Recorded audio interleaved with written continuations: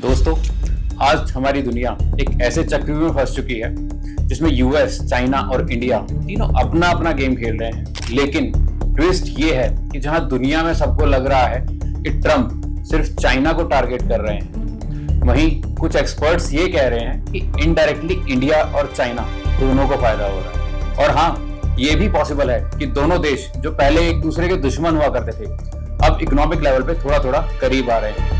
तो क्या ये सच है या सिर्फ स्पेकुलेशन? आइए डिटेल में बात करते हैं। सबसे पहले समझते हैं कि ट्रंप ने पिछले 6-7 महीने में क्या क्या किया है। एक नए टैरिफ रिजीम का अनाउंसमेंट हुआ जिसमें बोला गया कि सभी देशों पे 10% ग्लोबल बेसलाइन टैरिफ लगेगा और जो देश अनफेयर ट्रेड प्रैक्टिसेस में शामिल हैं उन पे और भी ज्यादा।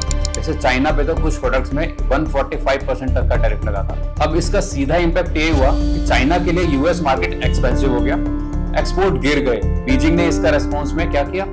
चाइना ने नए मार्केट ढूंढने स्टार्ट कर दिए, इंडिया, एशियन कंट्रीज, यूरोप। अब इंडिया के लिए यहाँ पे एक अपॉर्चुनिटी थी, क्योंकि जब चाइना थोड़ा पीछे हट गया तो मैन्युफैक्चरिंग और टेक एक्सपोर्ट्स के लिए नए प्लेयर की जरूरत पड़ी और वहां इंडिया का नाम आया। इसका सबसे बड़ा एग्जांपल है एप्पल।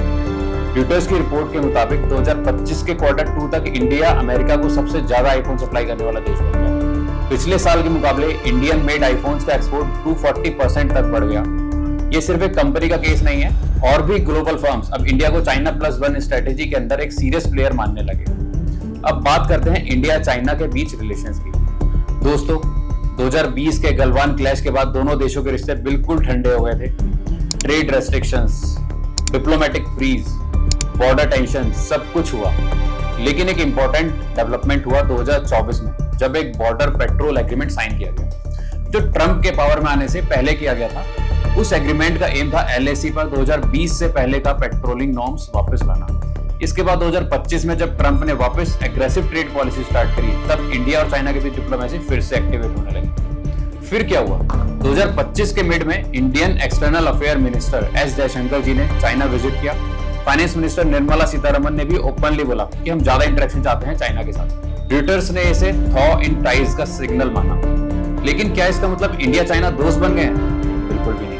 दोनों देश अब भी एक दूसरे पर ट्रस्ट नहीं करते, पर इकोनॉमिक इंटरेस्ट दोनों को एक ही टेबल पे ले आया है। मान लीजिए इंडिया को रॉ मटेरियल चाहिए, चाइना को नया मार्केट चाहिए, और ट्रंप के यूएस से मिल रहे कॉन्टिन्यूअस प्रेशर्स के चलते दोनों अपने सर्वाइवल स्ट्रेटेजी बिल्ड कर रहे हैं। अब यहाँ एक और एंगल आता है, ट्रंप की रेसिप्रोकल टैरिफ पॉलिसी। यूएस ने अब इंडिया पे भी 25% टैरिफ लगाए और साथ में बोला है इंडिया को रशिया से ऑयल परचेज करने का खामियाजा भी भुगतना पड़ेगा और इसके लिए उस पर एडिशनल पेनल्टी भी लगेगी। इन सबके बीच अभी इंडिया कॉशियस है, देख रहा है कि जापान, वियतनाम, जिनके साथ यूएस ने पहले भी डील कर रखी है, उनका क्या रिजल्ट आ रहा है। तो इस सारी इक्वेशन में हम क्या कह सकते हैं? पहला, चाइना को नुकसान जरूर हुआ है ट्रंप के ट्रेड वॉर से और उसके नए ट्रेड पार्टनर बन रहे हैं। दूसरा, इंडिया को कुछ फायदा हुआ है, स्पेशली इन इलेक्ट्रॉनिक मैन्युफैक्चरिंग और फॉरेन इन्वेस्टमेंट। तीसरा, इंडिया चाइना के रिलेशंस पॉलिटिकल लेवल पे अब भी फ्रेजाइल हैं, पर इकोनॉमिक लॉजिक के बेसिस पे नए समझौते बनते दिख रहे हैं। और हाँ,